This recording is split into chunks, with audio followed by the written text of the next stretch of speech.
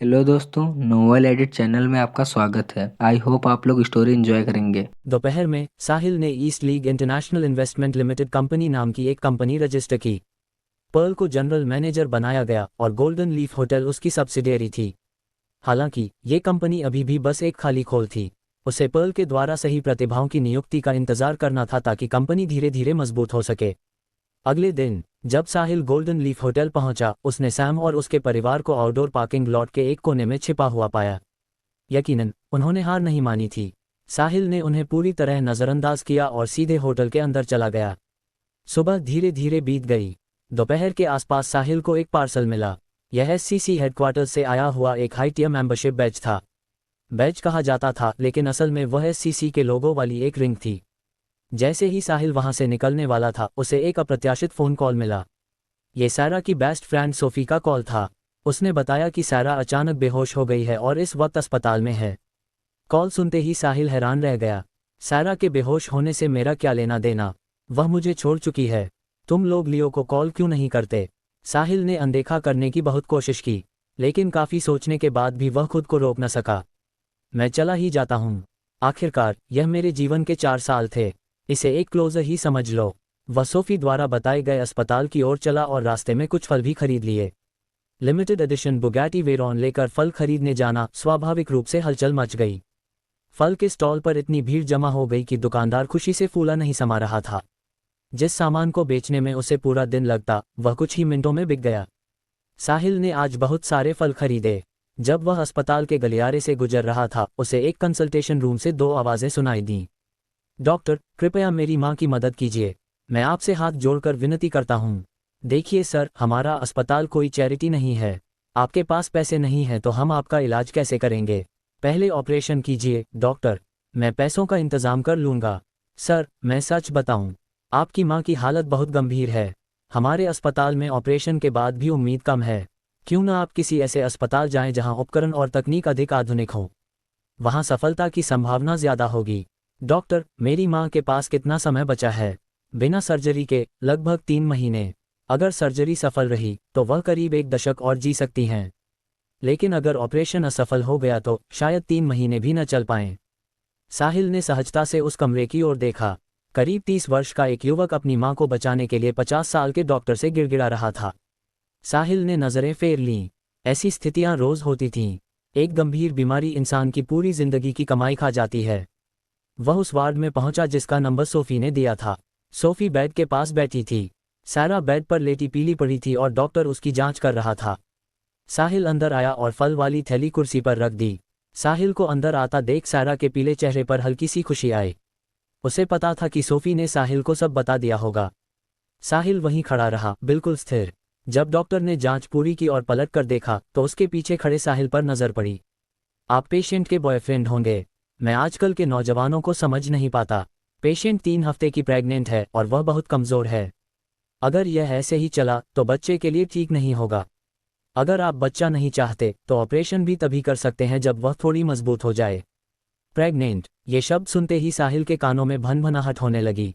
दिल में जैसे किसी ने तेज चुभन दे दी हो। 4 साल, पूरे 4 साल वह हर मौसम में सारा के डॉम के नीचे खाना छोड़ने जाता रहा। उसने अनगिनत पार्ट टाइम जॉब्स की ताकि सारा के लिए कुछ अच्छा खरीद सके और उसे खुश रख सके। उनके अच्छे बुरे दोनों समय बीते थे। उन्होंने अपने भविष्य के सपने देखे थे, शादी और प्यारे बच्चों के। लेकिन उसने कभी कल्पना भी नहीं की थी कि अंत ऐसा होगा। 4 साल में उसने कभी सारा को उसकी इच्छा के विरुद्ध छुआ तक नहीं।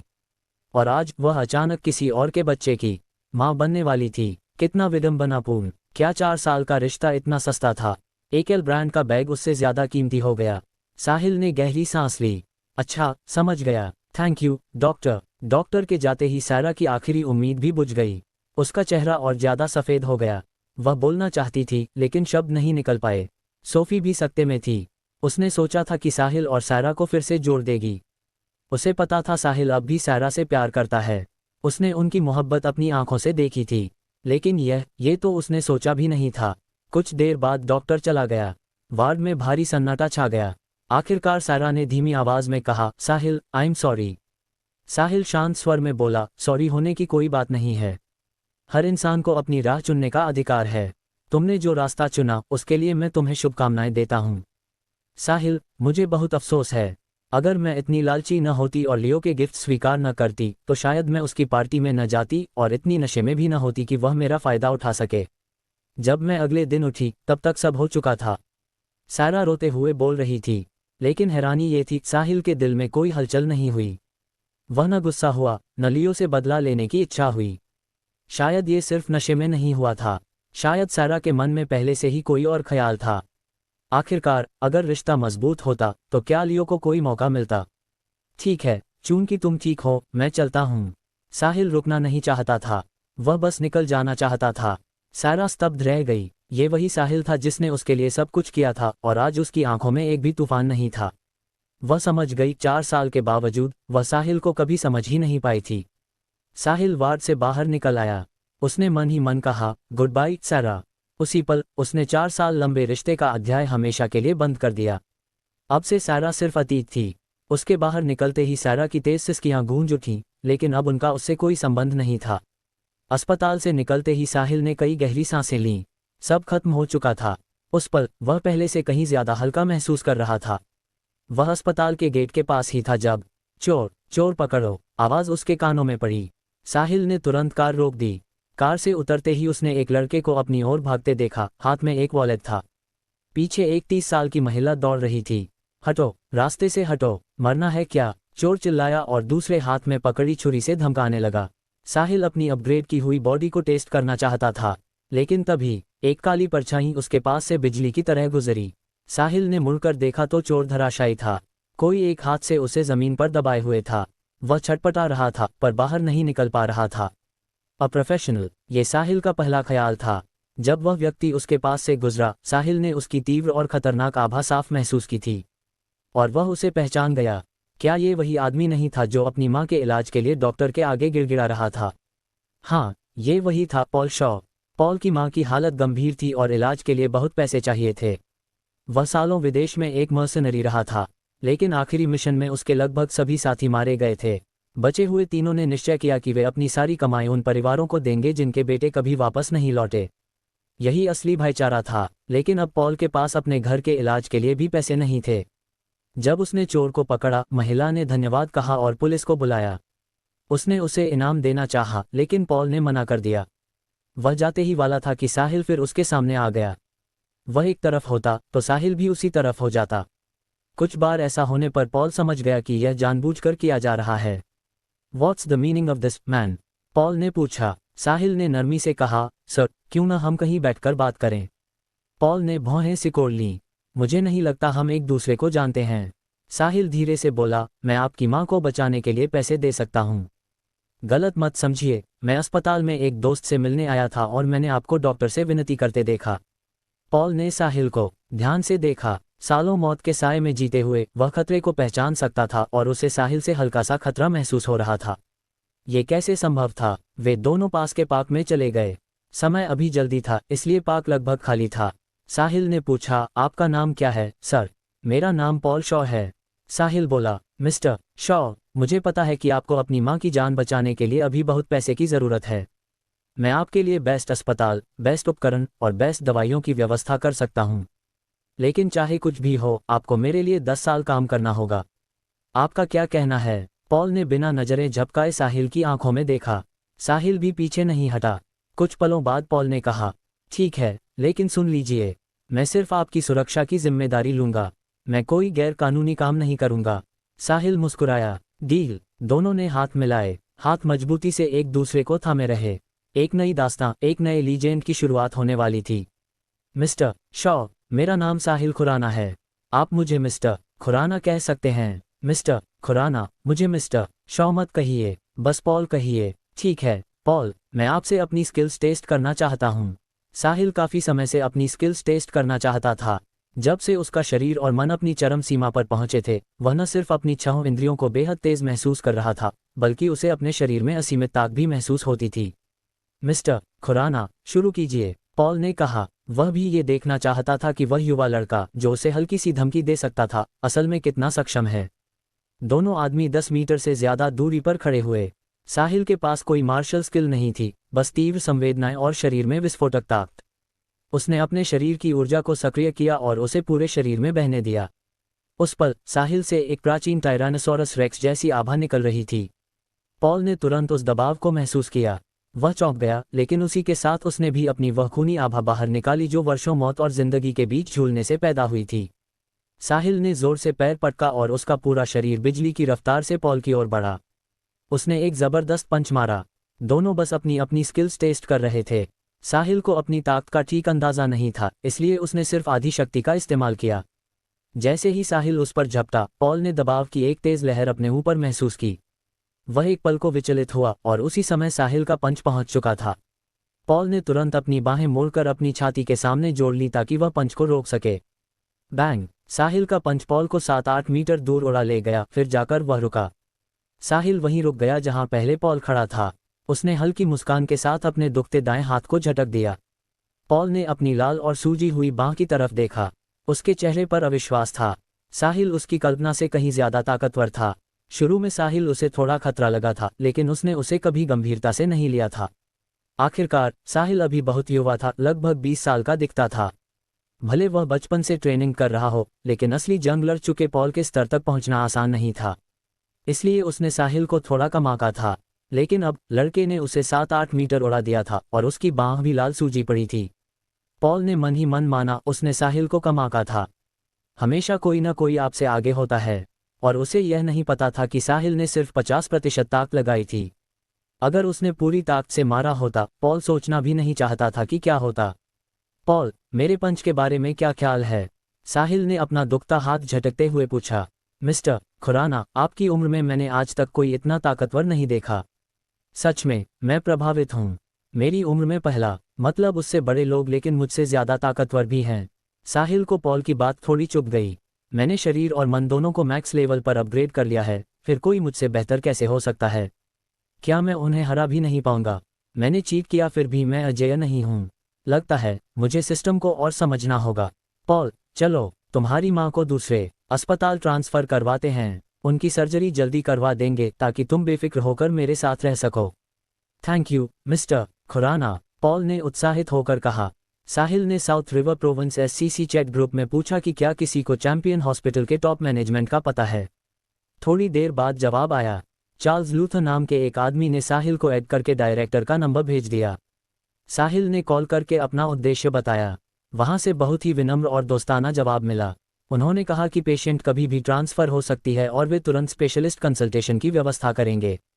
दोपहर को जब साहिल, पॉल और उसकी मां चैंपियन हॉस्पिटल पहुंचे तो दर्जन भर स्पेशलिस्ट्स की टीम पहले से दरवाजे पर इंतजार कर रही थी।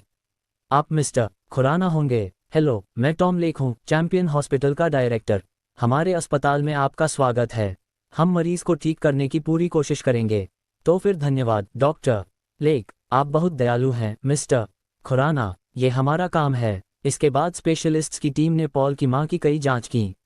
नतीजा साफ था, बीमारी को और बिगड़ने से रोकने के लिए जल्द से जल्द सर्जरी करनी ही होगी।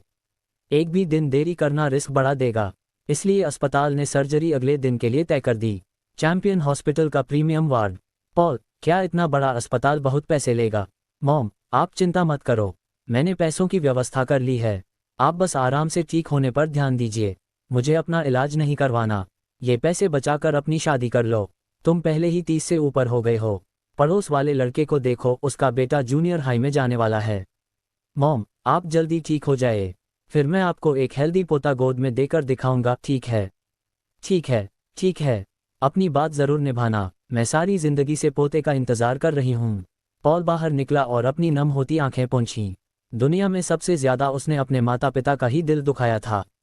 वह नहीं चाहता था कि उसकी माँ इस दुनिया से कोई भी पछतावा लेकर जाए। अगले दिन सर्जरी सफल रही।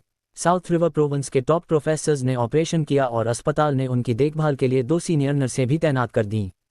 इसके बाद साहिल ने पॉल को अपनी बेंच जी क्लास दे दी और पॉल ने काम शुरू कर दिया, चुपचाप साहिल की सुरक्षा करते हुए। उधर सैम और उसका परिवार 2 हिस्सों में बढ़ गया। बिली और मैगी होटल के बाहर इंतजार कर रहे थे, जबकि Sam south river international residence के गेट पर डटा हुआ था। वे इतनी आसानी से जाने को तैयार नहीं थे। पर्ल की आर्थिक मदद के बिना उनका भविष्य अंधकार में था। साहिल ने उन्हें अनदेखा करने का फैसला किया। देखकर चलता था कि वे कितने दिन टिकते हैं। कम से कम उन्हें एक कड़वा सबक तो मिलेगा। पर्ल की तरफ से भी अच्छी खबर थी। पैसे की लालच में कई लोग ईस्ट लीग इंटरनेशनल में दिलचस्पी दिखा रहे थे और पर्ल उनसे संपर्क में थी।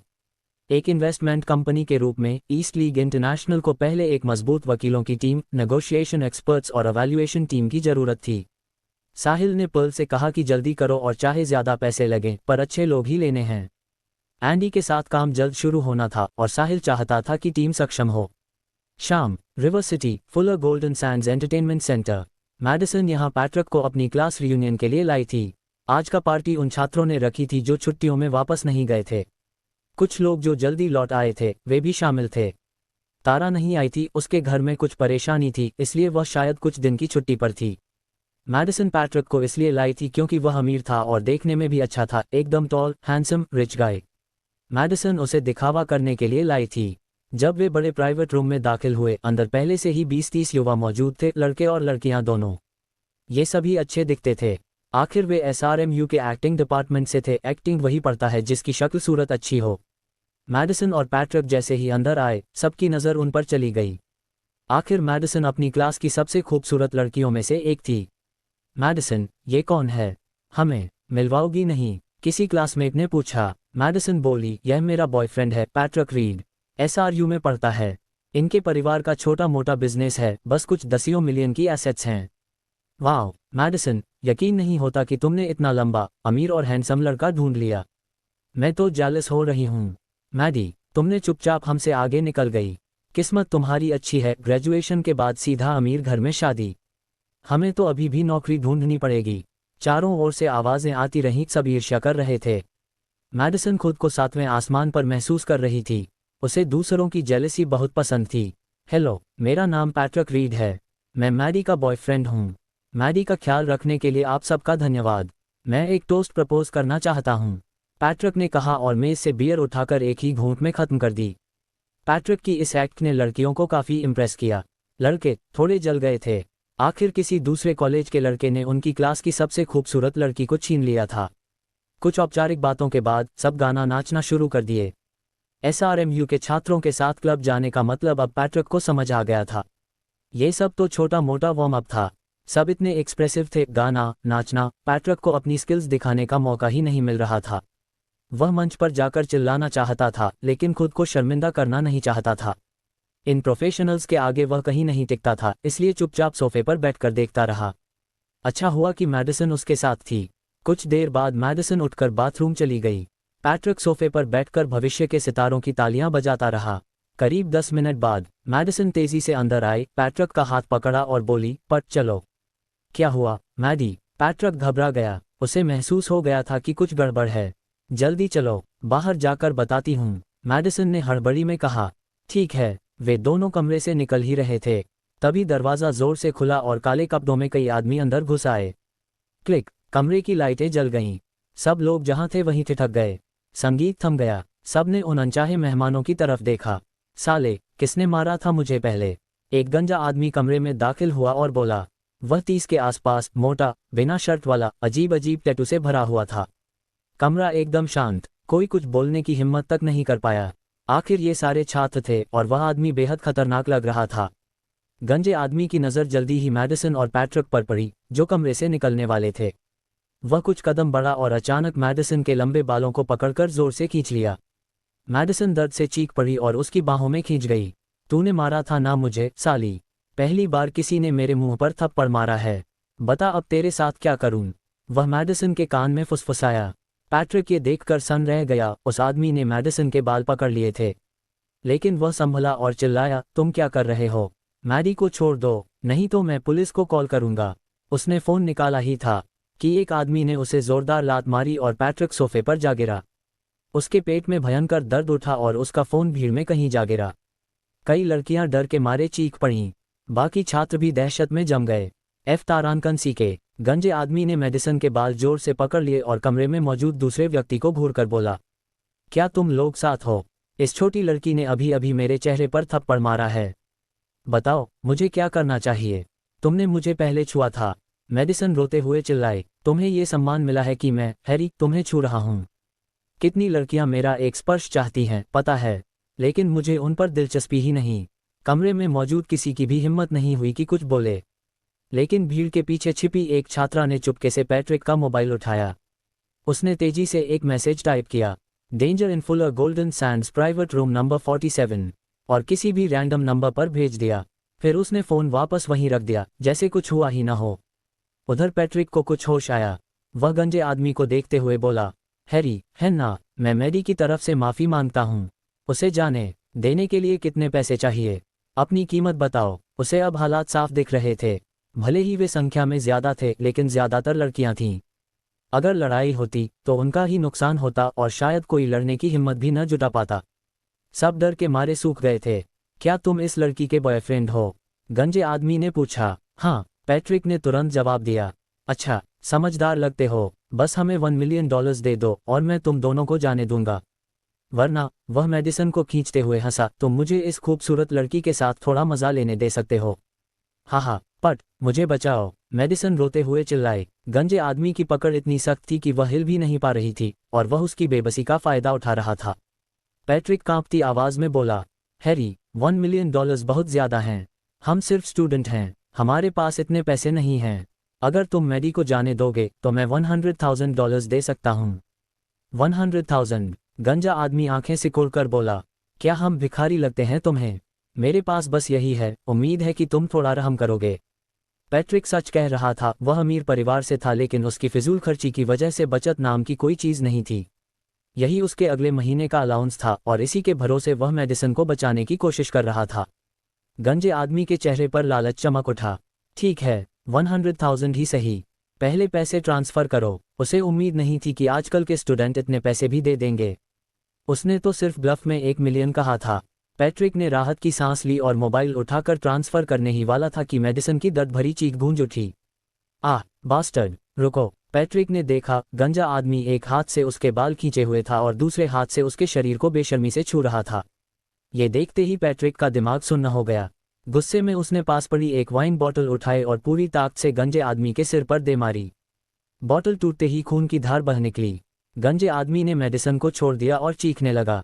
काले कपड़ों में कुछ आदमी तुरंत दौड़े और पैट्रिक को जमीन पर पटक दिया। SRMU के सारे छात्र डर के मारे जम गए। किसी ने भी ऐसी घटना पहले कभी नहीं देखी थी। मेडिसन सदमे में थी। पैट्रिक ने उसके लिए अपनी जान दांव पर लगा दी थी। लेकिन गंजा आदमी फिर उठ खड़ा हुआ। उसके चेहरे से खून बह रहा था और वह पूरा पागल लग रहा था। वह गुर्राया, लड़के, तू बहुत हिम्मत वाला निकला। रिवर सिटी में इतने सालों में पहली बार किसी ने मेरे सिर पर हाथ उठाया है। आज अगर मैंने तुझे सबक नहीं सिखाया तो भविष्य में मैं किसी को कैसे मुंह दिखाऊंगा। उसका सिर पकड़ो। अब उसे खूब देखना चाहिए कि मैं उसकी गर्लफ्रेंड के साथ क्या करूंगा। एक आदमी ने पैट्रिक के बाल पकड़कर उसका सिर ऊपर उठा दिया। गंजा आदमी फिर मेडिसन पर झपटा। उसने संघर्ष किया, लेकिन उसने उसके चेहरे पर जोर से थप्पड़ मारा। उसके होश उड़ गए और वह कांपती हुई खड़ी रह गई। विरोध की हिम्मत नहीं बची थी। रुको, रुको, मैं तुम्हें पैसे दूंगा, $1 मिलियन। पैट्रिक टूट चुका था। वह उठने की कोशिश करता रहा, लेकिन उसे पकड़े हुए लोग उसे हिलने नहीं दे रहे थे। वह बस असहाय होकर देखने पर मजबूर था। गंजा आदमी उसे नज़रअंदाज कर मेडिसन को बेशर्मी से छूता रहा। वॉशरूम में हुई बात से वह पहले ही मेडिसन को निशाना बना चुका था और आज उसने थप्पड़ मारकर उसे चुनौती देने की भूल कर दी थी। उधर साहिल सोफे पर आधा लेटा था और फ़ोन पर स्क्रॉल कर रहा था, जब अचानक उसे पैट्रिक का मैसेज मिला। Patrick, danger in Fuller golden Sands private room number 47। साहिल उछलकर खड़ा हो गया। पैट्रिक बिना वजह ऐसा मैसेज कभी नहीं भेजता। वह उसे फ़ोन करने ही वाला था, लेकिन फिर सोचा अगर पैट्रिक ने मैसेज भेजा है तो शायद फ़ोन उठाना उसके लिए सुरक्षित नहीं होगा। उसने तुरंत पॉल को कॉल किया। पॉल, बाहर आओ, अभी। वे दोनों तेजी से फुलर गोल्डन सैंड्स पहुंचे। एक वेटर उन्हें प्राइवेट रूम 47 तक ले गया। साहिल ने दरवाज़ा खोला और जो दृश्य सामने था उसने उसका खून खौला दिया। गंजा आदमी खून से लथपथ सिर लिए मेडिसन को टटोल रहा था। पैट्रिक को दबोचकर ज़मीन पर रखा हुआ था। बाकी युवा कमरे के कोनों में सिमटे खड़े थे। साहिल के अंदर आते ही सबकी नज़रें उसकी ओर उठ गईं। गंजा आदमी चिल्लाया, तुम FCK कौन हो? जानते हो ये जगह कौन सी है? अंदर आने की हिम्मत कैसे हुई? साहिल ने कोई जवाब नहीं दिया। उसने बस कहा, पॉल, ये काम तुम्हारा है। Yes mister Khurana. पॉल आगे बढ़ा। FCKU। गंजा आदमी बोतल लेकर उसकी ओर झपटा, लेकिन इससे पहले कि वह बोतल उठा पाता, बैंग, पॉल ने उसे हवा में कई मीटर उछाल दिया। वह जमीन पर गिरा और दर्द से तड़पने लगा। आधे मिनट से भी कम समय में कमरे में मौजूद काले कपड़ों वाले 7-8 गुंडे और गंजा आदमी सब जमीन पर पड़े कराह रहे थे। पैट्रिक उठा, अपनी शर्ट उतारी और मेडिसन पर डाल दी। साहिल ने उसके कंधे पर हाथ रखा। पट, तुम ठीक हो? मैं ठीक हूँ, थैंक यू, साहिल, वह कांपती आवाज में बोला। बस ठीक रहना। फिर साहिल गंजे आदमी तक पहुंचा। उसके चेहरे पर पैर रखते हुए बोला, मेरे दोस्त को मारने और उसकी गर्लफ्रेंड को छूने की हिम्मत कैसे हुई तुम्हारी? बोल दी। बोलो, अब क्या किया जाए तुम्हारे साथ? गंजा आदमी दहशत में हकलाने लगा। पीपंग, तुमने बड़ी गलती की है। मैं मिस्टर कैमडन का आदमी हूं। अब जब तुमने मुझे छुआ है, रिवर सिटी तुम्हारे लिए खत्म। साहिल मुस्कुराया। इतना घमंड? अच्छा, बुलाओ अपने मिस्टर कैमडन को। उसने आदमी को छोड़ दिया। वह कांपते हुए फोन मिलाने लगा। और फिर नीचे लॉबी में साहिल बीचों बीच बैठा था। गंजा आदमी उसके पैरों तले पड़ा था। पॉल पीछे खड़ा था। आसपास गिराए हुए सिक्योरिटी गार्ड्स पड़े थे। पूरा फुलर गोल्डन सैंड्स तमाशा देख रहा था। साहिल ने अपनी एससीसी हाई टियर रिंग उठाकर चमकाए और उसी से पूरे रिवर सिटी के एससीसी मेंबर्स को यहां आने का बुलावा भेज दिया। अब सबकी नज़रें एक ही बात पर थीं। क्या मिस्टर कैमडन इस तूफान को झेल पाएगा, या साहिल की ताकत रिवर सिटी की सारी सीमाएं बदल देने वाली है? सिक्स कैमडन का असली नाम सेठ कैमडन था। उसने रिवर सिटी में एक दशक से भी अधिक समय पहले अपने आयरन फिस्ट्स के दम पर अपना नाम बनाया था। उसके बाएं हाथ में 6 उंगलियां थीं, इसलिए उसे सिक्स कहा जाने लगा। समय के साथ सिक्स की प्रसिद्धि बढ़ती गई। वह लगभग रिवर सिटी की पूरी अंडरग्राउंड फोर्सेस को अपने आयरन फिस्ट्स के जरिए एक कर चुका था। लोग जहां भी उसे देखते मिस्टर कैमडन कहकर बुलाने लगे। धीरे धीरे सिक्स नाम लोगों की जुबान से गायब हो गया। अब रिवर सिटी में बहुत कम लोग थे जो उसे उसके नाम से बुलाने की हिम्मत रखते थे। आज सिक्स को उसके लैकी हैरी का कॉल आया। हैरी ने उसे फुलर गोल्डन सैंड्स आने और अपने आदमियों को साथ लाने को कहा, क्योंकि वहां कोई ट्रबल कर रहा था। किसकी हिम्मत हुई मेरी टेरिटरी में ट्रबल करने की? और उसने हैरी को भी पीट दिया। ये बंदा रिवर सिटी में जरूर नया होगा। हैरी उसका दायां हाथ तो नहीं था, लेकिन उसके साथ दर्जन भर आदमी थे। जिसने भी उन्हें हराया था वह निश्चित ही ताकतवर था। इसलिए 600 से अधिक आदमियों को लेकर फुलर गोल्डन सैंड्स की ओर निकल पड़ा। कई साल हो गए थे जब उसने किसी मामले में खुद हाथ डाला हो। अगर वह जल्दी एक्सरसाइज न करे तो उसका शरीर जंग खा जाएगा, ऐसा वह अक्सर कहता था। वे जल्द ही फुलर गोल्डन सैंड्स के एंट्रांस पर पहुंच गए। सिक्स आगे आगे चल रहा था, उसके पीछे 100 से ज्यादा आदमी थे। जैसे ही वे लॉबी में दाखिल हुए, सिक्स रुक गया। लॉबी के बीचों बीच एक युवा आदमी बैठा था। उसके पीछे एक मिडिल एजेड आदमी खड़ा था और उनके पैरों के नीचे हैरी पड़ा था, वही हैरी जिसने कुछ देर पहले फोन किया था। दर्जन भर सिक्योरिटी गार्ड्स भी जमीन पर बिखरे पड़े थे। सैकड़ों फुलर गोल्डन सैंड्स के गेस्ट्स ये नज़ारा देखकर दंग रह गए। सालों बाद सिक्स को इस तरह बेइज्जती का सामना करना पड़ा था। यह सिर्फ ह्यूमिलिएशन नहीं था, यह उसकी गर्दन पर चढ़ना था। इतने लोगों की मौजूदगी में अगर उसने आज यह मामला नहीं निपटाया तो रिवर सिटी में उसकी इज्जत मिट्टी में मिल जाएगी।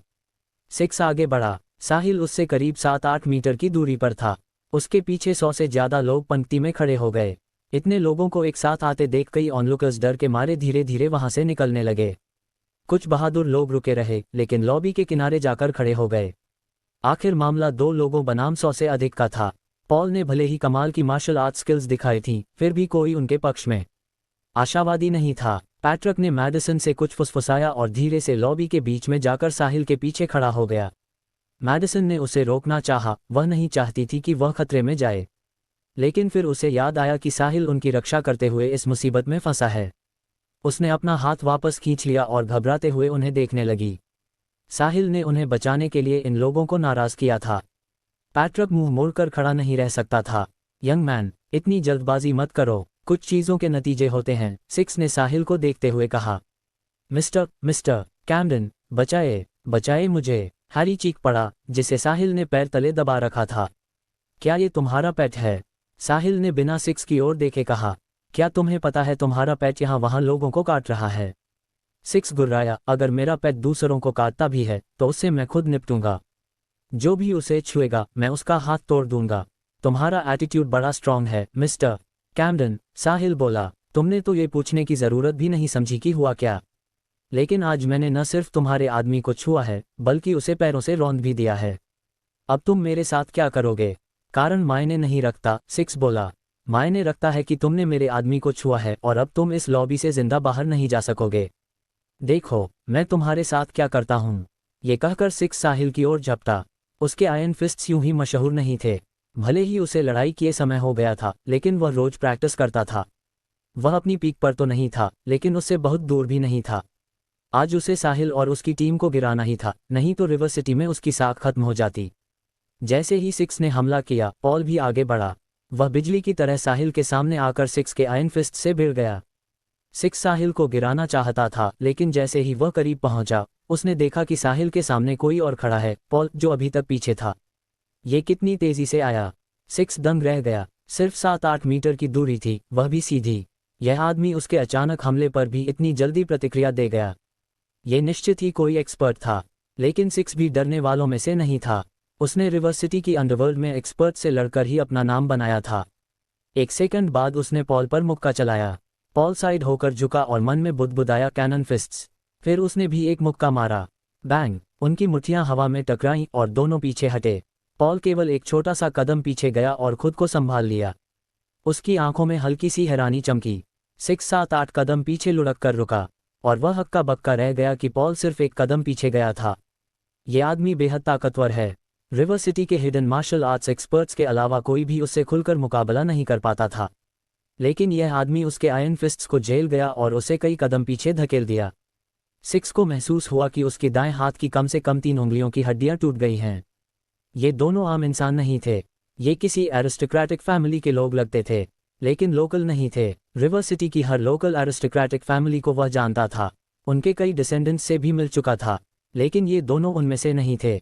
तो ये बाहर से आए हुए ताकतवर लोग थे, लेकिन यहाँ उसकी टेरिटरी में उन्हें झुकना ही होगा। सिक्स के पीछे भी बैकिंग थी, तभी तो वह यहाँ तक पहुँचा था। सिक्स ने दोबारा हमला नहीं किया, क्योंकि वह समझ चुका था कि वह पॉल को हरा नहीं सकता। तुम बहुत अच्छे हो, उसने कहा, लेकिन 2 मुट्ठियां 100 का सामना नहीं कर सकती, और तुम्हें अपने मास्टर की भी रक्षा करनी है। देखते हैं कितनी देर टिकते हो। जैसे ही सिक्स अपने आदमियों को लेकर साहिल को घेरने बढ़ा, पॉल अचानक उसकी बगल में प्रकट हुआ। सिक्स कुछ समझ पाता उससे पहले ही पॉल ने आयरन प्लायर्स जैसी पकड़ से उसकी गर्दन जकड़ ली। सिक्स सिर्फ एक शब्द बोल पाया, फिर पॉल ने उसकी गर्दन जोर से दबा दी। अब वह आवाज तक नहीं निकाल पा रहा था। उसकी आंखें डर से फैल गईं। Mister Camden, mister Camden! उसके आदमियों ने आगे बढ़ने की कोशिश की, लेकिन सिक्स ने कमजोर इशारे से उन्हें रोक दिया। अगर सामने वाला जरा भी दबाव बढ़ा देता तो सिक्स की मौत तय थी। साहिल उठकर सिक्स के पास आया और शांत स्वर में बोला, मिस्टर कैमडन, है ना, तुम्हारा पेट लोगों को काटता है और तुम विक्टिम का हाथ तोड़ने चले आते हो। मैं जानना चाहता हूं कि तुम्हें ऐसा करने का हक किसने दिया? तुम्हारे ये 100-200 आदमी, या तुम्हारी वो मार्शल आर्ट्स स्किल्स जिन पर तुम इतना घमंड करते हो? अचानक लॉबी के बाहर से किसी विशाल मशीन जैसी भारी गूंज सुनाई दी। फुलर गोल्डन सैंड्स लॉबी में हंगामा। रिवर सिटी के सबसे बड़े मनोरंजन केंद्र के रूप में फुलर गोल्डन सैंड्स की पहली मंजिल पर एक विशाल लॉबी थी। अभी एक कस्टम एस्टन मार्टिन वहां आकर रुका ही था कि लॉबी में तेज गूंजती हुई दहाड़ें फैल गईं। फिर एक दूसरी कार आई, फिर तीसरी, और देखते ही देखते 1 दर्जन limited edition sports cars lobby के सामने आकर रुकीं। हर कार की कीमत कम से कम $10 मिलियन थी। 12 सुपरकार्स का एक साथ आना देखने वालों के लिए किसी झटके से कम नहीं था। एक भी कार दुर्लभ थी, लेकिन आज पूरी की पूरी 12। पहली कार से चार्ल्स बाहर निकले। वे रिवर सिटी की स्थानीय धनी लूथर फैमिली के सबसे बड़े वारिस थे। वे रिवर सिटी एससीसी के प्रमुख और एससीसी के एक हाई टियर मेंबर भी थे। अपनी पदवी के हिसाब से उन्हें खुद आने की जरूरत नहीं थी, लेकिन 2 दिन पहले उन्हें हेडक्वार्टर्स से सूचना मिली थी एससीसी का दूसरा high tier member river city पहुंचा है। एससीसी के स्थानीय प्रमुख के नाते उनसे मिलना उनका कर्तव्य था। साहिल ने आज उसी हाई टियर सदस्य का बुलावा भेजा था, इसलिए चार्ल्स आए थे। 12 लोग कारों से उतरे, 10 पुरुष और 2 महिलाएं, ज्यादातर 20 से 30 की उम्र के। ये लोग रिवर सिटी की लगभग आधी ताकत का प्रतिनिधित्व करते थे। आम लोग शायद इन्हें पहचान ना पाते, लेकिन जो भी थोड़ा भी ऊंचे स्तर पर पहुंच चुका था, वह जानता था कि ये लोग कितने खतरनाक हैं।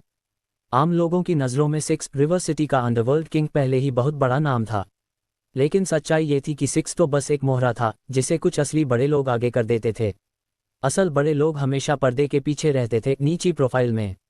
चार्ल्स सीधे अपने लोगों को लेकर साहिल के पास पहुंचे। सभी ने सांसें थाम लीं, जैसे उन्हें आने वाले हंगामे का अंदाजा हो। चार्ल्स ने पूछा, साहिल, क्या तुम मुझ पर एक एहसान करोगे? जिस केओस की सभी उम्मीद कर रहे थे वह तो नहीं हुआ, लेकिन अब सबकी जिज्ञासा और बढ़ गई। साहिल ने चार्ल्स को देखा। यही रिवर सिटी एससीसी का एकमात्र हाई टियर मेंबर और यहाँ का बॉस होगा। शायद यही वह है जिसने पॉल की मां के ऑपरेशन के लिए चैंपियन हॉस्पिटल से संपर्क कराया था। साहिल ने ऊंची आवाज लगाई, पॉल। पॉल ने तुरंत सिक्स पर अपनी पकड़ ढीली कर दी। जैसे ही पॉल ने उसे छोड़ा, सिक्स ने गहरी गहरी सांसें लीं। फिर उसने आदरपूर्वक चार्ल्स की ओर मुड़कर कहा, मिस्टर लूथर। चार्ल्स ने सिक्स को थप्पड़ मारा। स्लैप। पूरी लॉबी में गूंज फैल गई। सबके चेहरे पर हैरानी जम गई। चार्ल्स ने शांत लेकिन सख्त आवाज में कहा, जल्दी से साहिल से माफी मांगो। मिस्टर लूथर, मैं। स्लैप। दूसरा थप्पड़ और भी भारी था। 2 थप्पड़ के बाद सिक्स की आंखें खुल गईं। वह चार्ल्स को जानता था। लूथर फैमिली के वारिस, रिवर सिटी की सबसे प्रभावशाली फैमिली का नाम। उसी परिवार की वजह से वह आज अंडरवर्ल्ड का किंग था। असल में वह लूथर फैमिली का एक साधारण सा पॉन था, एक चेहरा जिसके पीछे असली ताकत खड़ी थी। जो भी मिस्टर लूथर को नाम से जानता था, वह कम से कम उनके स्तर का होना चाहिए। और आज उसने किसी ऐसे व्यक्ति को नाराज कर दिया था जो इस स्तर से भी ऊपर लगता था। सिक्स ने तुरंत साहिल की ओर देखा और झुकते हुए कहा, मिस्टर खुराना, मुझे माफ कर दीजिए। मैं अनजान था और मैंने आपको नाराज किया। कृपया बड़ा दिल दिखाए, मुझ पर गुस्सा मत कीजिए। एक सच्चा जीवित बचने वाला वही होता है जिसे मालूम हो कि कब झुकना है। सिक्स आज जिस मुकाम पर था, उसकी यही वजह थी। एक 40 वर्षीय आदमी सैकड़ों लोगों के सामने एक 20 साल के युवक से विनम्रतापूर्वक माफी मांग रहा था। ये हर किसी में हिम्मत नहीं होती। उसे रिवर सिटी का अंडरवर्ल्ड किंग कहा जाता था। साहिल ने सिक्स को नजरअंदाज करते हुए चार्ल्स से कहा, चूंकि तुमने कहा है, मैं इसे छोड़ देता हूँ। चार्ल्स मुस्कुराए, तुम उदार हो साहिल। जल्दी से मिस्टर खुराना को धन्यवाद बोलो। सिक्स ने तुरंत सिर झुकाया, thank you mister Khurana, thank you mister Khurana. Charles ने साहिल के कंधे पर हाथ रखा। चलो साहिल, ड्रिंक पर चलते हैं। चलो चार्ल्स। रिवर सिटी के एससीसी मेंबर्स उनके पीछे पीछे चल दिए। साहिल ने पैट्रिक के कंधे पर हाथ रखते हुए कहा, तुम पहले घर चले जाओ। फुलर गोल्डन सैंड्स का मैनेजर तुरंत आगे बढ़ा और रास्ता दिखाने लगा। और पूरा समूह ऊपर चला गया। लोगों की प्रतिक्रिया, सैकड़ों ऑनलुकर्स और सिक्स के 100 से ज्यादा लैकीज, सब वहीं खड़े रह गए, मानो किसी सपना देख रहे हों। बस इतना ही। जिस केओस की उम्मीद थी, वो कहाँ गया। रिवर सिटी के अंडरवर्ल्ड किंग मिस्टर कैमडन को 2 थप्पड़ पड़े और फिर उसे विनम्रतापूर्वक माफी मांगनी पड़ी। भीड़ सिक्स को ऐसे घूर रही थी जैसे पूछ रही हो, क्या तुम अंडरवर्ल्ड के बॉस नहीं हो? फिर इतने कमजोर क्यों हो? सच्चाई जानने वाले कुछ लोग ही समझ पा रहे थे कि असल ताकत कहाँ है। हैरी फर्श पर पड़ा रहा, डिजी बनने का नाटक करते हुए। उसे डर था कि सिक्स उसे चीर देगा। अगर वह बीच में ना आता तो सिक्स को आज इतनी बेइज्जती न सहनी पड़ती। रिवर सिटी में ये खबर फैलने में ज्यादा समय नहीं लगेगा। सिक्स, अंडरवर्ल्ड का किंग, आज जोक्स और मजाक का विषय बनेगा। हालांकि लोग ये सब उसकी पीठ पीछे ही बोल पाएंगे। दूर खड़ी मैडिसन और उसकी क्लासमेट ने साहिल को जाते हुए देखा। उन्हें सब कुछ अविश्वसनीय लग रहा था। वे पैट्रिक से पूछना चाहती थीं कि साहिल आखिर है कौन, लेकिन शब्द नहीं निकल रहे थे। पैट्रिक खुद भी सदमे में था। साहिल और वह यूनिवर्सिटी में रूममेट्स थे, 4 में से सबसे करीबी। उसे जरा भी अंदाजा नहीं था कि साहिल की पहचान इतनी जबरदस्त निकलेगी। भीड़ में रोजली और अलीजा ने दुख भरी नजरें मिलाईं। अगर उन्होंने मैडिसन के निमंत्रण पर साहिल के साथ अच्छे से घुलने मिलने की कोशिश की होती, तो आज वे रिवर सिटी में कुछ भी हासिल कर सकती थीं। उन्होंने एक ऐसे बड़े आदमी को नजरअंदाज कर दिया जिसके सपने लोग देखते हैं।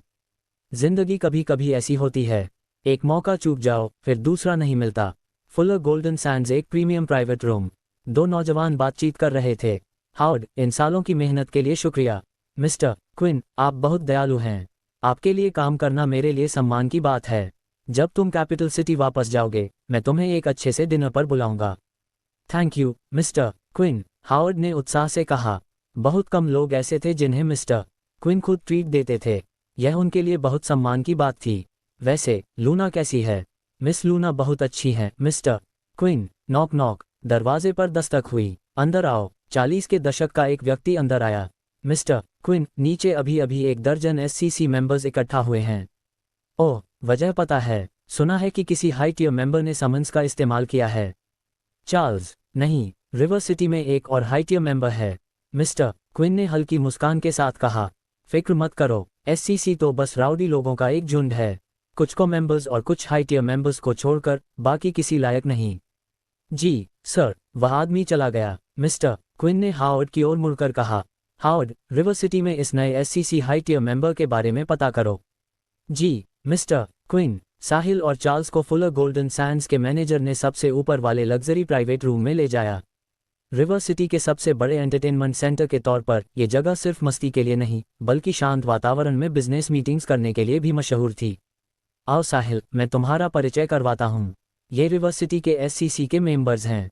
यह मेरी बहन सैंडी है, ये विवन वाइट और ये चार्ल्स। एक एक करके सभी मेंबर्स से साहिल का परिचय कराते गए। साहिल की मेंटल पावर पहले से कहीं ज्यादा थी, इसलिए वह एक ही बार में सभी के नाम याद कर गया। यहाँ मौजूद 12 लोग रिवर सिटी के पूरे एससीसी नहीं थे, बाकी 3 शहर से बाहर होने की वजह से नहीं आ पाए थे। साहिल ने सबको ध्यान से देखा। सैंडी की ड्रेसिंग एकदम किसी गैंगस्टर टाइप डिलिंक्वेंट जैसी थी। उम्र ज्यादा से ज्यादा 17-18 साल।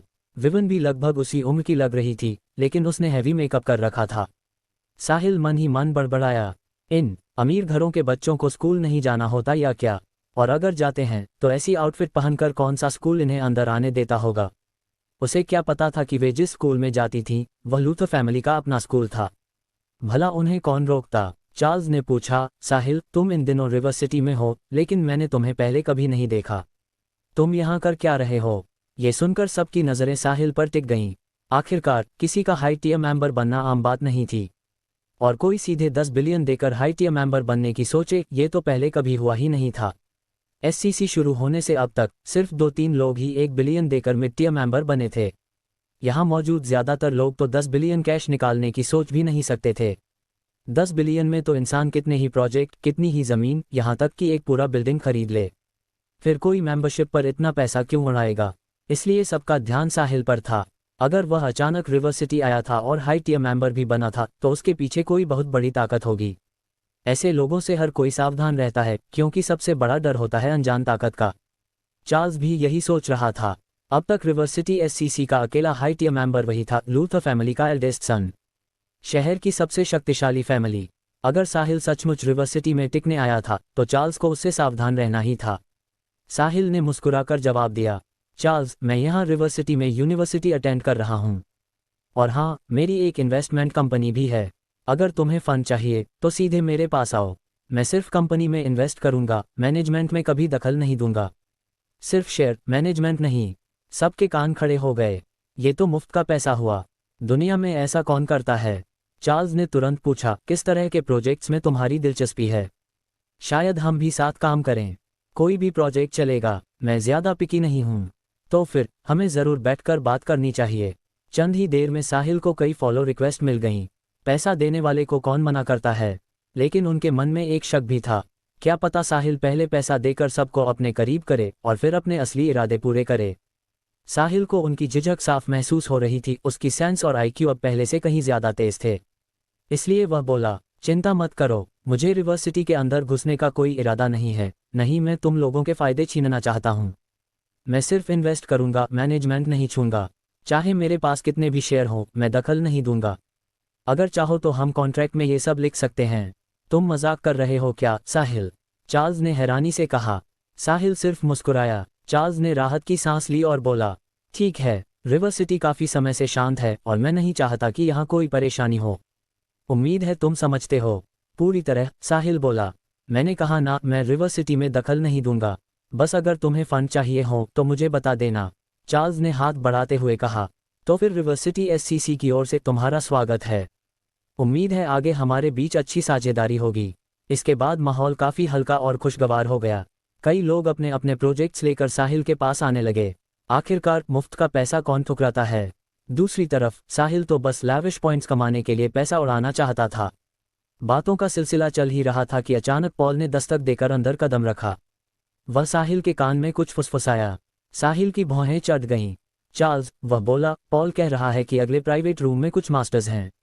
मास्टर्स? कौन से मास्टर्स? चार्ल्स ने हैरानी से पूछा। ऐसे जिनसे लड़ने में पॉल भी यकीन से नहीं कह सकता कि वह जीत जाएगा। कम से कम वे पॉल से कमजोर नहीं हैं। ओह! चार्ल्स चौंक गया। पॉल की ताकत देखकर ही वह समझ गया था कि वह साधारण आदमी नहीं है। सिक्स कैम्डन को जिसने फटाफट हरा दिया हो, उसकी क्षमता कोई मामूली नहीं होती। और अब उससे बराबरी का मास्टर रिवर सिटी में, लूथर फैमिली के क्षेत्र में। खतरा साफ था। चार्ल्स ने तुरंत कहा, चलो साहिल, हमें जाकर देखना चाहिए। सभी उठकर अगले रूम की ओर चले। वहां एक मिडिल एज्ड आदमी ने रास्ता रोक लिया। पॉल आगे आया और दोनों एक दूसरे की आंखों में देखने लगे। उनकी ऑरर इतनी भारी थी कि बाकी एससीसी मेंबर्स का सांस लेना मुश्किल हो गया। साहिल और चार्ल्स को छोड़कर कोई भी ये दबाव झेल नहीं पा रहा था। चार्ल्स ने दरवाजे की ओर देखते हुए कहा, क्या मैं जान सकता हूं कि रिवर सिटी में कौन से मास्टर पधारे हैं? मुझे उनका होस्ट बनने का सम्मान दीजिए। अंदर से आवाज आई, मैक, उन्हें अंदर आने दो। मैक नाम का आदमी दरवाजा खोलकर अंदर आया। बाकी सब भी अंदर चले गए। रूम में 2 युवा बैठे थे। साहिल ने देखते ही एक को पहचान लिया। Howard Jackson, south river university का स्टूडेंट काउंसिल प्रेसिडेंट और यूनिवर्सिटी का सबसे हैंडसम लड़का। दूसरा शख्स थोड़ा बड़ा और अनजान था। मैक जाकर उसी के पीछे खड़ा हो गया। चार्ल्स ने पूछा, आई वंडर, आपका नाम क्या है और आप रिवर सिटी में क्या करने आए हैं? उस आदमी ने ठंडी मुस्कान के साथ जवाब दिया, क्या मुझे आपको अपना नाम बताना जरूरी है मिस्टर लूथर, या ये बताना कि मैं यहाँ क्यों हूँ? चार्ल्स शांत स्वर में बोला, अगर आप रिवर सिटी में हैं तो मुझे जानना ही होगा। यह मेरा काम है। वाह, क्या अधिकार है आपका मिस्टर लूथर। वह उठकर चार्ल्स के बिल्कुल सामने आया और एक एक शब्द जोर देकर बोला, मेरा नाम जैकरी क्विन है, कैपिटल सिटी के क्विन परिवार से। हे भगवान, Zachary Quinn, Quinn family. Charles की आंखें सिकुड़ गईं। उसकी आवाज कांप उठी। जैकरी क्विन, क्या वही जो कैपिटल सिटी के फैक्शन के 8 ग्रेट फाइटर्स में से एक है? जब चार्ल्स के पीछे खड़े एससीसी सदस्यों ने सुना कि सामने वाला युवक दरअसल कैपिटल सिटी के टी फैक्शन के 8 महान फाइटर्स में से एक जैकरी क्विन है, तो वे सब स्तब्ध रह गए। कैपिटल सिटी का टी फैक्शन और स्प्रिंगफील्ड का एससीसी, ये दोनों बहुत पुराने दुश्मन थे। स्प्रिंगफील्ड एससीसी तो यही वजह से बनाया गया था कि कैपिटल सिटी के टी फैक्शन का साउथ की तरफ विस्तार रोका जा सके। दोनों गुट बिल्कुल आग और पानी की तरह थे। कैपिटल सिटी के टी फैक्शन के 8 महान फाइटर्स, वे तो किसी दंतकथा से कम नहीं थे। एससीसी के लोगों ने कभी नहीं सोचा था कि वे आज इसी कमरे में ऐसी किसी हस्ती से टकरा जाएंगे।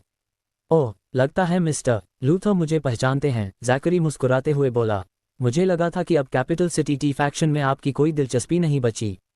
चार्ल्स ने थोड़ा संभल कर पूछा, जैकरी, तुम कैपिटल सिटी टी फैक्शन के 8 महान फाइटर्स में से एक हो, लेकिन तुम यहाँ बिना बताए आए हो। आखिर तुम्हारा उद्देश्य क्या है? वह सच में हैरान था। 8 महान फाइटर्स का स्तर स्प्रिंगफील्ड एससीसी के कोर मेंबर्स के बराबर था। लेकिन चार्ल्स डरा नहीं। ये सिर्फ एससीसी का इलाका नहीं था, ये लूथर फैमिली का इलाका भी था। उत्तर में चाहे कोई कितना भी ताकतवर हो, यहाँ दक्षिण का रिवर सिटी था। अगर यहाँ कोई ड्रैगन भी उतर आए तो उसे चार्ल्स के सामने सिर झुकाना पड़ता। जैकरी ने ठंडे स्वर में कहा, मिस्टर लूथर, मुझे आपको ये बताने की कोई ज़रूरत नहीं है कि मैं कहाँ जा रहा हूँ। आप इसके लायक नहीं हैं। और अगर मेरा सच में कोई छिपा हुआ मकसद होता तो क्या मैं सिर्फ एक आदमी के साथ आता? वह चार्ल्स से लड़ाई नहीं करना चाहता था। आखिर ये चार्ल्स का क्षेत्र था और जैकरी खुद सिर्फ एक आदमी के साथ आया था। असल में जैकरी तो नॉर्थ रिवर प्रोविंस में एक बिजनेस मीटिंग से लौट रहा था। बस रास्ते में वह लूना के बारे में कुछ जानकारी लेने आया था हावर्ड से। और तभी यह अनचाही मुलाकात हो गई। लूना शॉरोन्स की तीसरी बेटी थी, एक बेहद शक्तिशाली गुप्त अभिजात्य परिवार की। शॉरोन्स और क्विंस दोनों ही चाह रहे थे कि लूना और जैकरी एक दूसरे को डेट करें और फिर दोनों परिवारों के बीच शादी हो जाए। लूना जब यूनिवर्सिटी के लिए साउथ रिवर प्रोविंस आई तो जैकरी ने हावर्ड को भेज दिया था कि वह उस पर नज़र रखे और आसपास मंडराने वाले संभावित सूटर्स को दूर रखे। जैकरी के लिए लूना उसकी महिला थी और कोई उस तरफ नज़र भी डाले वह बर्दाश्त नहीं कर सकता था। चार्ल्स ने कड़ा स्वर अपनाया, जैकरी, तुम्हारा जो भी मकसद हो, मुझे फर्क नहीं पड़ता। मैं उम्मीद करता हूं कि तुम आज ही रिवर सिटी छोड़ दो, वरना भले ही तुम टी फैक्शन के 8 महान फाइटर्स में से एक हो, मैं तुम्हारी ताकत को आज ही आजमाना चाहूंगा। जैकरी हल्का मुस्कुराया। उसे कई सालों से किसी ने इतनी खुली धमकी नहीं दी थी, और वो भी एससीसी के एक हाई टियर मेंबर ने।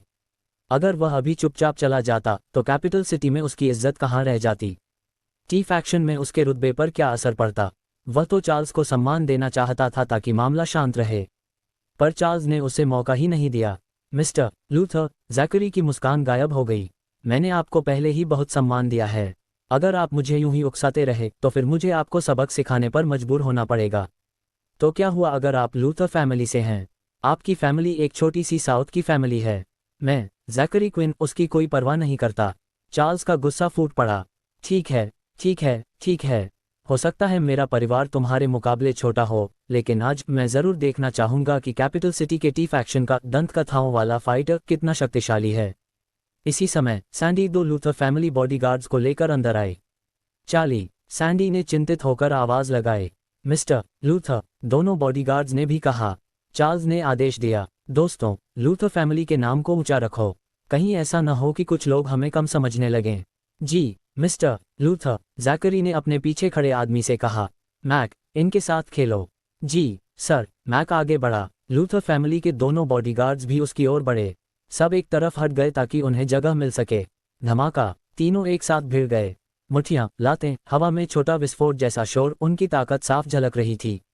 मैक अकेले दोनों का सामना कर रहा था और बिल्कुल आराम से उन्हें रोक रहा था।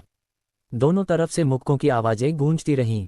धम धड़ाम। मैक वहीं खड़ा रहा, लेकिन दोनों बॉडीगार्ड्स कई कदम पीछे डगमगा गए।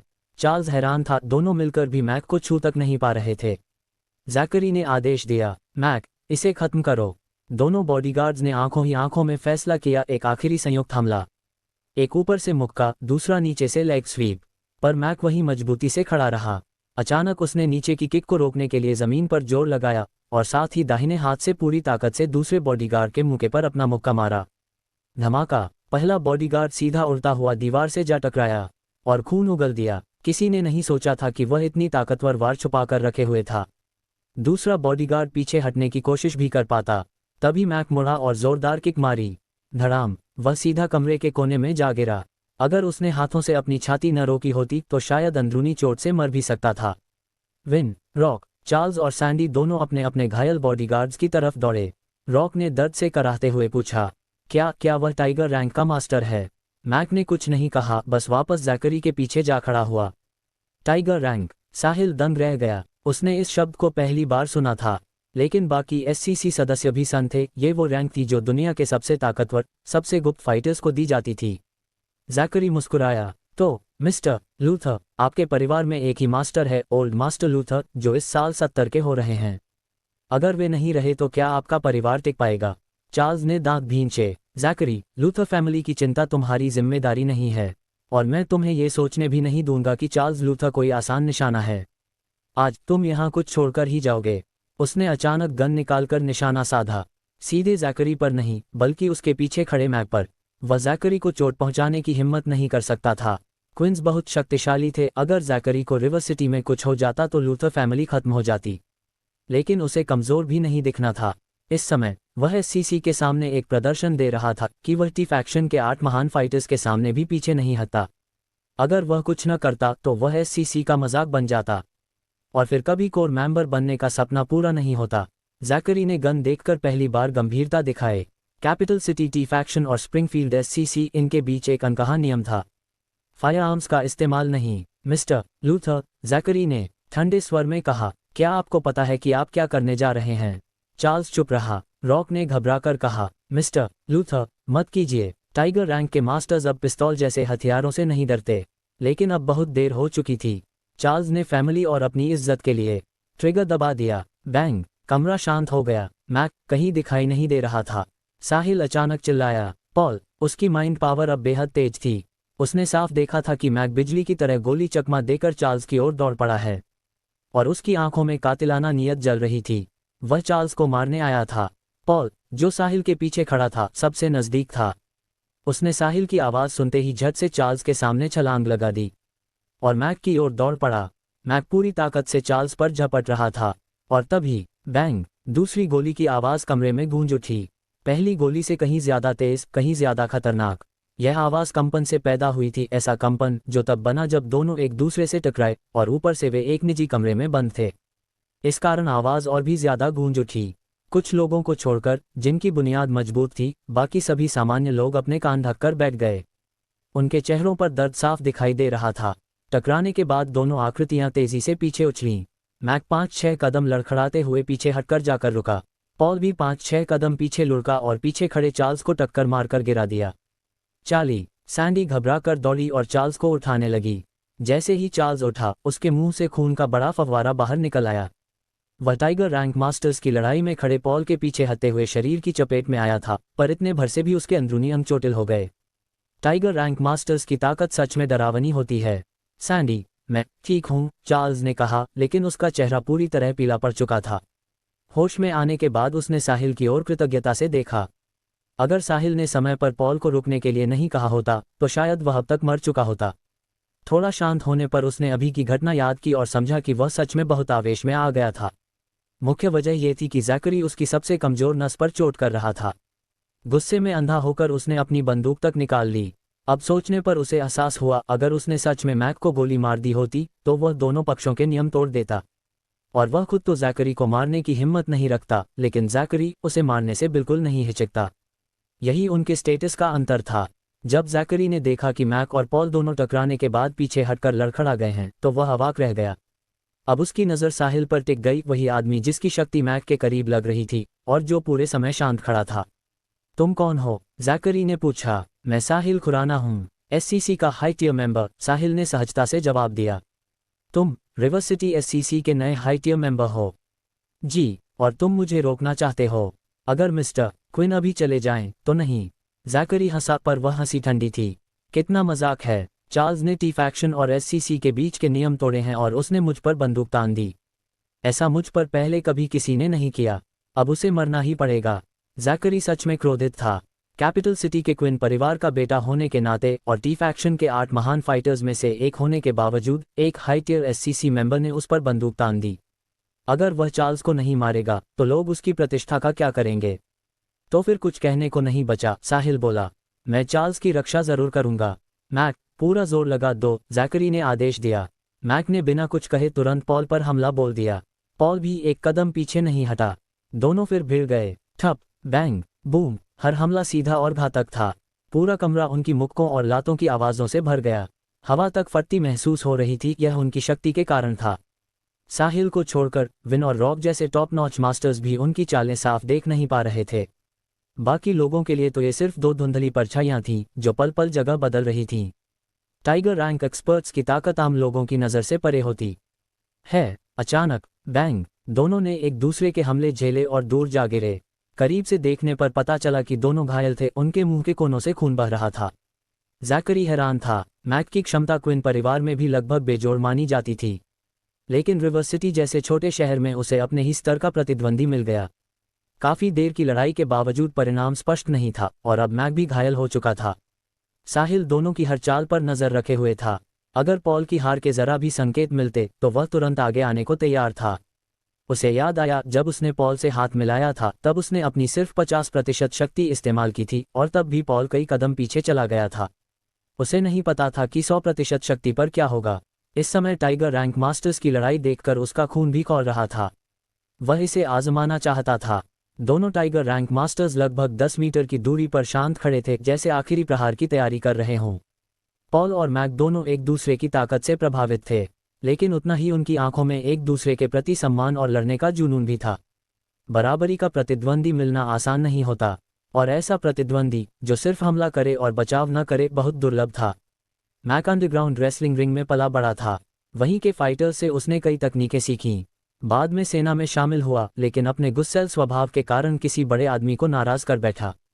अंत में ओल्ड मास्टर क्विन ने उसे बचाया और वह क्विन परिवार में शामिल हो गया। क्विन परिवार ने उसे जैकरी की सुरक्षा की जिम्मेदारी दी, यह उसके कौशल की सबसे बड़ी पहचान थी।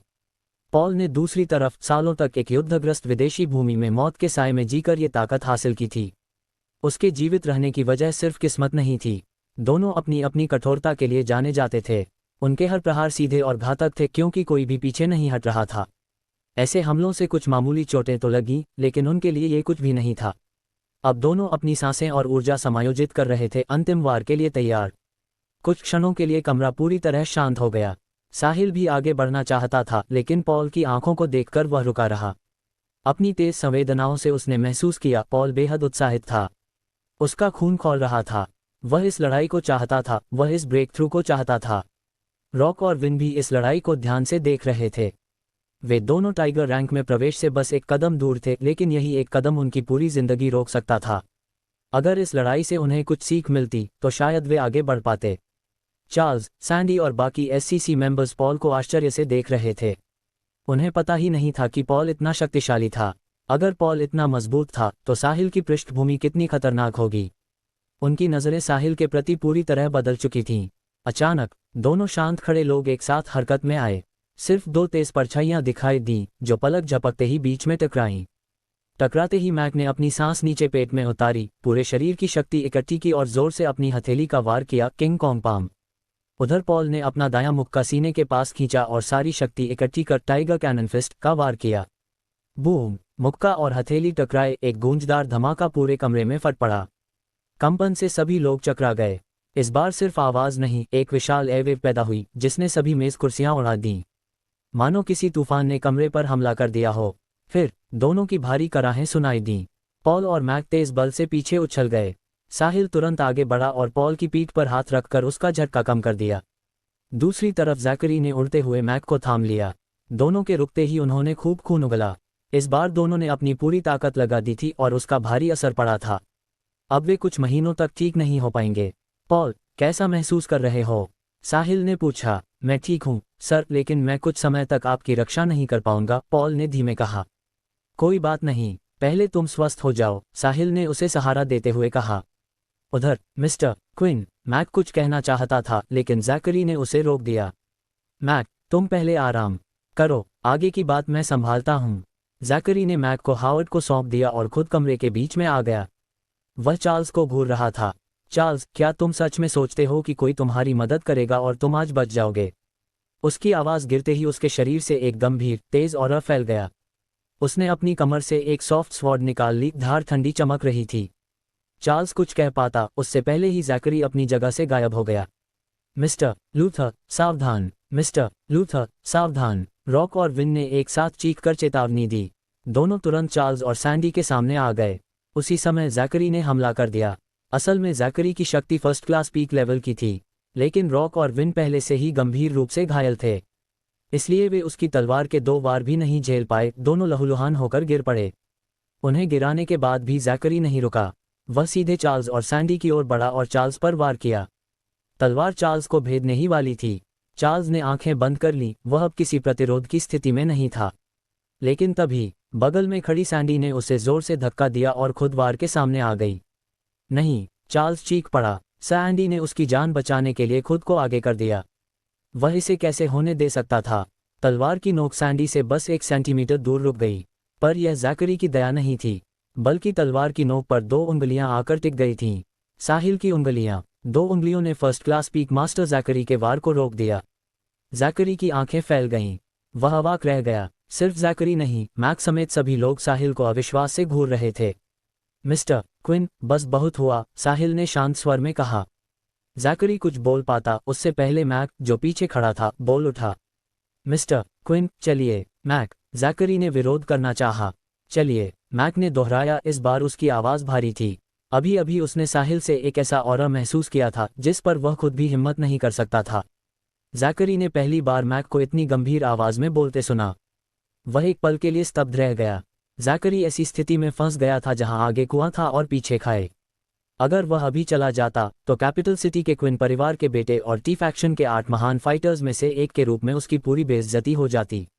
लेकिन अगर वह नहीं जाता तो उसे नतीजों का डर था। उसने कभी मैक को उससे ऐसे लहजे में बात करते नहीं सुना था। मैक कई सालों से उसके साथ था और उसने उसे कभी नुकसान नहीं पहुंचाया था। अब वह करे तो क्या करे? क्या वह चला जाए या यहीं रुके? जैकरी ने प्राइवेट रूम में मौजूद सभी लोगों पर नजर दौड़ाई। साहिल के शांत, उदासीन चेहरे को छोड़कर बाकी सब थोड़ा हैरान थे। टाइगर रैंक मास्टर्स की इस चरम भिड़ंत ने सबको रोमांचित कर दिया था। वह खुद भी हैरान था और कहीं न कहीं उसके भीतर इस ताकत की चाह भी जाग उठी थी। जैकरी को लगा कि वह अब पीछे नहीं हट सकता। चाहे वह आज चार्ल्स को मार न सके, लेकिन उसे ऐसा सबक देना ही होगा जिसे वह कभी न भूल पाए। अगर वह आज पीछे हट गया तो उसकी प्रतिष्ठा भी गिरती और उसका मनोबल भी टूटता। वह पहले दर्जे के मास्टर की चरम सीमा पर था। टाइगर रैंक में प्रवेश करने के लिए एकदम अटूट संकल्प चाहिए होता है। सबसे बड़ी बात, उसे पूरा विश्वास था इस कमरे में कोई उसकी हत्या करने की हिम्मत नहीं करेगा। कैपिटल सिटी के क्विन परिवार के बड़े बेटे होने का अहंकार और सुरक्षा दोनों उसमें मौजूद थे। रिवर सिटी में कोई भी कैपिटल सिटी के क्विन परिवार के गुस्से को नहीं झेल सकता था, ना लूथर फैमिली, ना और कोई। यहाँ तक कि जब चार्ल्स ने गन निकाली थी तब भी उसने उसे मैक की ओर ताना था, जैकरी की ओर नहीं। ताकतवर पृष्ठभूमि होने का यही फायदा था, वह दूसरों को मार सकता था लेकिन कोई उसे मारने की हिम्मत नहीं करता। ये सोचते ही जैकरी ने अपनी दाईं ओर तलवार को जोर से आगे धकेला, सैंडी के शरीर को भेदने की कोशिश की। लेकिन पूरी ताकत झोंक देने के बाद भी तलवार 1 इंच भी नहीं हिली। कैसे? उसके चेहरे पर अविश्वास फैल गया। ये कैसे हो सकता है? मैंने पूरी ताकत लगा दी, फिर भी 2 उंगलियों को नहीं हरा पाया। मैक को भी समझ आ गया कि जैकरी जाने वाला नहीं है। अगर जैकरी जाना नहीं चाहता था तो वह कुछ नहीं कर सकता था। वह तो सिर्फ उसकी रक्षा करने आया था। अब वह बस यही उम्मीद कर सकता था कि क्विन परिवार का नाम सामने वाले को डरा दे ताकि वह कोई गंभीर कदम न उठाए। सर, कृपया इसे छोड़ दीजिए, अगर आप ऐसा करेंगे तो क्विन परिवार जीवन भर आपका आभारी रहेगा, मैक ने तुरंत कहा। लेकिन साहिल ने मैक को पूरी तरह नज़रअंदाज कर दिया। वह शांत स्वर में जैकरी से बोला, मिस्टर क्विन, लगता है आप अभी भी हार मानने को तैयार नहीं हैं। ये कहते ही उसने तलवार की नोक छोड़ दी और अपनी उंगलियों को जोड़कर बिजली सी तेज गति से तलवार पर एक झटका मारा। डिंग! एक तीखी, साफ आवाज प्राइवेट रूम में गूंज उठी। यह आवाज इतनी तेज कंपन से बनी थी कि सबके कान जैसे फटने लगे, मानो अनगिनत सुइयां भीतर धंस रही हों। जैकरी का दायां हाथ भी इस तीव्र कंपन से कांप गया। पूरा हाथ सुन्न पड़ गया, जैसे वह उसका अपना हाथ ही न हो। उसने तुरंत तलवार का हत्था छोड़ दिया, और जैसे ही उसने छोड़ा, तलवार उस कंपन को सहन न कर सकी और जोरदार धमाके के साथ टूटकर अनगिनत टुकड़ों में बिखर गई। हर कोई स्तब्ध रह गया, इवन दोनों टाइगर रैंक मास्टर्स भी। साहिल चुपचाप सैंडी के सामने खड़ा था। सैंडी की आंखें बंद थीं और वह डर से कांप गई थी। 2 मीटर दूर जैकरी अपना सुन्ना हाथ पकड़कर खड़ा था, और उनके बीच फर्श पर उसकी सॉफ्ट स्वॉर्ड के टुकड़े बिखरे पड़े थे। जैकरी उन टुकड़ों को देखता रहा, उसके भीतर सदमे की एक लहर उठी। ये सुपेलॉय से बनी तलवार थी, सबसे एडवांस तकनीक से तैयार, ऐसी कि लोहे को भी मिट्टी की तरह काट दे, लेकिन अब एक ही झटके में चूर चूर हो चुकी थी। इस आदमी की शक्ति अकल्पनीय थी, और पहली बार जैकरी सच में डर गया। अगर इतनी कम उम्र में उसकी ताकत इतनी थी, तो उसके पीछे वाला परिवार कितना भयावह शक्तिशाली होगा। मैक ने अपने घायल शरीर की परवाह किए बिना हावर्ड का सहारा हटाया और तुरंत जैकरी के सामने जाकर खड़ा हो गया। हावर्ड वहीं खड़ा साहिल को देख रहा था, भ्रम और अविश्वास से।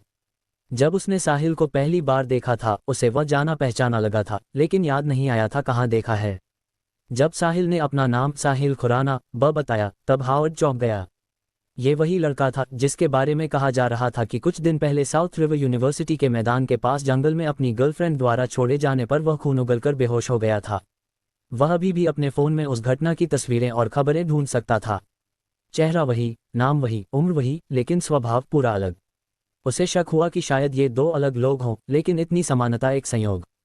असंभव। मतलब वह वास्तव में सही में साहिल खुराना ही था, वही यूनिवर्सिटी का लड़का, लेकिन ये साहिल अब इतना शांत, ठंडा और इतने बड़े मिस्टर क्विन को भी गंभीरता से नहीं ले रहा था। ये हावर्ड के लिए अविश्वसनीय था। मिस्टर क्विन, क्या आप जारी रखना चाहते हैं?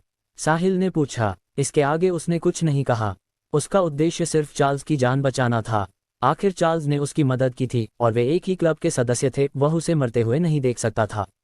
वह जैकरी को नाराज भी नहीं करना चाहता था। ताकत भले बढ़ गई थी, लेकिन उसकी पृष्ठभूमि अभी भी कमजोर थी, और उनके बीच कोई व्यक्तिगत दुश्मनी भी नहीं थी। जैकरी तो चार्ल्स को मारना चाहता था, उसे नहीं। अगर कोई सच में उसे मारने आता, तो साहिल मानता था कि वह पीछे नहीं हटता। सामने वाला कितना भी ताकतवर परिवार से हो, वह बिना झिझक मार देता। यही उसकी नई ताकत का असर था। जैकरी कुछ बोला नहीं, वह बस मैक की ढाल के पीछे से साहिल को घूरता रहा। वह समझ नहीं पा रहा था साहिल उससे इतनी कम उम्र का होकर भी इतना ताकतवर कैसे। शायद उसके मन में एक संभावना कौन थी, ऐसी प्रतिभा को सिर्फ वही लोग विकसित कर सकते थे। यही सोचकर उसे थोड़ी राहत मिली। बात अब समझ में आ रही थी, लेकिन उसे तुरंत यह बात टी फैक्शन को बतानी थी। वे लोग अब सामने आ चुके थे और उनमें से कुछ तो एससीसी में भी शामिल हो चुके थे। ये टी फैक्शन के लिए बेहद खतरनाक संकेत था। मैक, हावर्ड, चलो। हावर्ड तुरंत आगे बढ़ा और मैक को सहारा दिया। फिर तीनों प्राइवेट रूम से बाहर चले गए।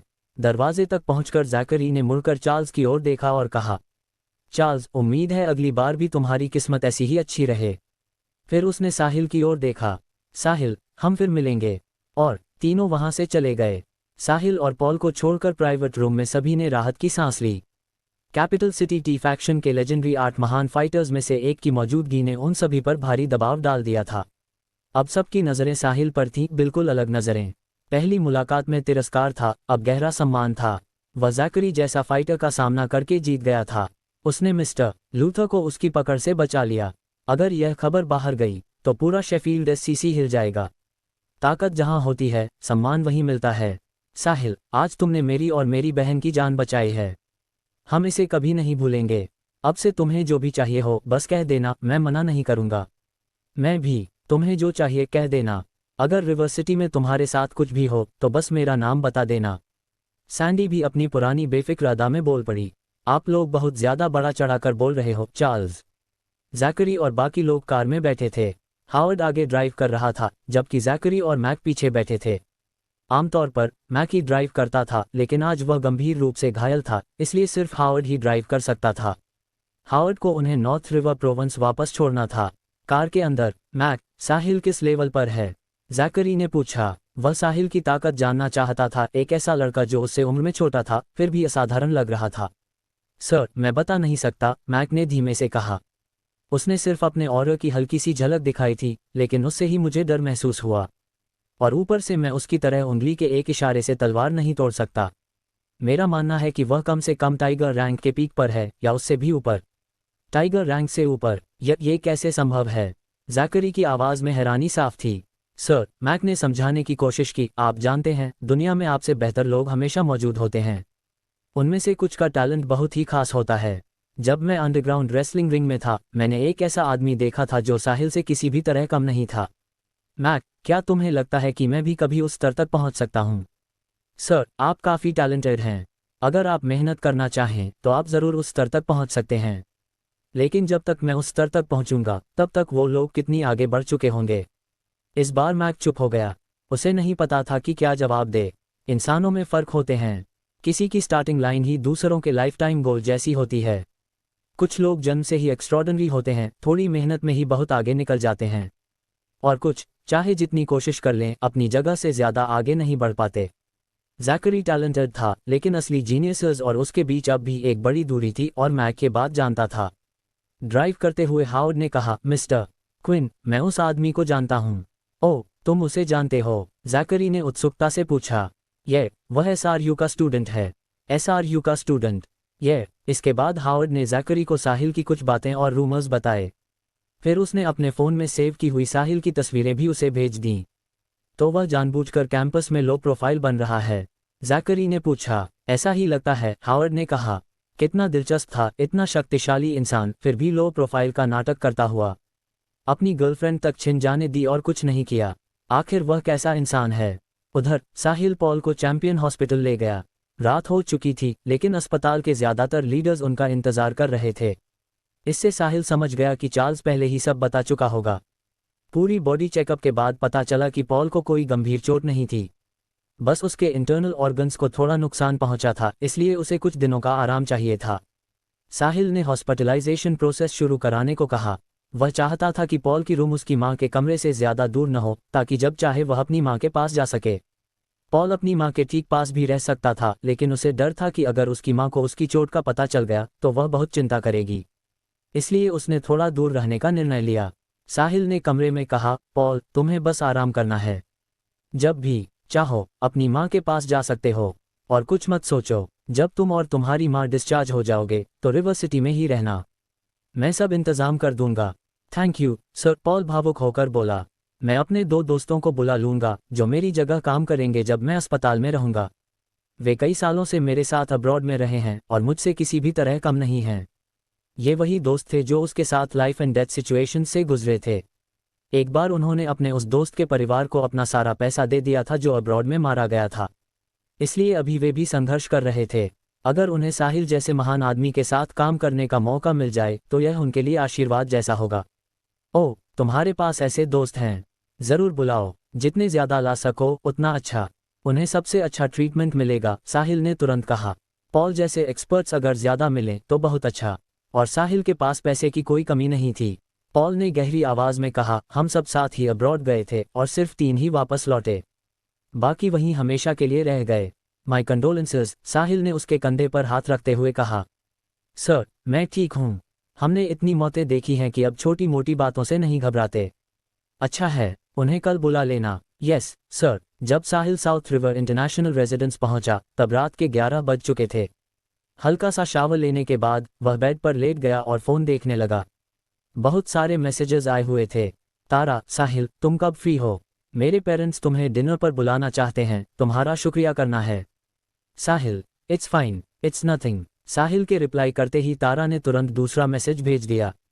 तारा, ये तुम्हारे लिए कुछ नहीं होगा, पर हमारे लिए यह बहुत बड़ी बात है। साहिल, ऑलराइट, लेकिन इन 2 दिनों में मेरे पास समय नहीं है। अगले हफ्ते मिलते हैं। तारा, ऑलराइट, मैं तुम्हारे कॉल का इंतज़ार करूंगी। इसके बाद साहिल ने पैट्रिक का मैसेज खोला। Patrick, Are you alright, Sahil? Thanks for what happened today. अगर तुम नहीं आते तो मुझे और मैडी को पता नहीं क्या हो जाता। और हाँ, तुम्हें ये कैसे पता चला कि मैं Fuller golden sands entertainment centre के रूम 47 में हूँ? साहिल, आई एम फाइन, मैं घर पहुँच गया हूँ और आराम करने वाला हूँ। क्या तुमने मुझे टेक्स्ट नहीं किया था कि तुम रूम 47 में हो और मुसीबत में हो? पैट्रिक, मैंने नहीं, और मुझे समझ नहीं आता कि तुमने इतनी बड़ी बात मुझसे कैसे छिपाई। तुम्हारी आज की परफॉर्मेंस देखकर अगर मैं तुम्हें बुलाता भी तो क्या मैं तुम्हें मौत के मुंह में नहीं भेज देता? बताओ, तुम सब सच हमें कब बताने वाले हो? साहिल चौंक गया। अगर पैट्रिक ने मैसेज नहीं भेजा तो फिर उसके फ़ोन से वो मैसेज किसने भेजा? साहिल, ये देखो फिर। उसने पैट्रिक द्वारा भेजे गए मैसेज का स्क्रीनशॉट उसे भेज दिया। पैट्रिक ने समय देखकर रिप्लाई किया। पैट्रिक, समय देखकर लगता है मैडी की फ्रेंड ने भेजा होगा। उस वक्त किसी ने मुझे किक मारी थी और मेरा फ़ोन गिर गया था। अगर ऐसा है तो मुझे उसकी शुक्रिया अदा करनी चाहिए, वरना पता नहीं क्या हो जाता। साहिल, बट तुम्हें मैडिसन को संभालना चाहिए, वह बहुत डर गई होगी। जब हम फ्री होंगे डिनर पर मिलते हैं, मैं तुम्हें सब बता दूंगा। पैट्रिक, ऑफ कोर्स, हम दोनों एक ही ब्लैंकेट के नीचे हैं। हाँ, हम अभी वॉश अप करने जा रहे हैं। साहिल, FCK, तुम जानवर। पैट्रिक, जलते मत रहो, तुम अमीलिया को कब इम्प्रेस करोगे? तुम कर सकते हो। अच्छा, मैं चलता हूँ। मैडी नहा चुकी है और मैं सेकेंड राउंड के लिए जा रहा हूँ। अगली बार ठीक से शुक्रिया अदा करूंगा। साहिल मुस्कुराया भी और थक भी गया। उसने फ़ोन बेड पर फेंक दिया। इतने मैसेजेस रिप्लाई करने की हिम्मत अब नहीं थी। आज का दिन बहुत लंबा और थकाऊ था। बाकी मैसेजेस वो कल देखेगा। दोस्तों, अगर आपको यह वीडियो पसंद आई है तो वीडियो को लाइक करें और नेक्स्ट पार्ट के लिए कमेंट कर देना और नोवेल एडिट चैनल को सब्सक्राइब कर लेना। Thank you.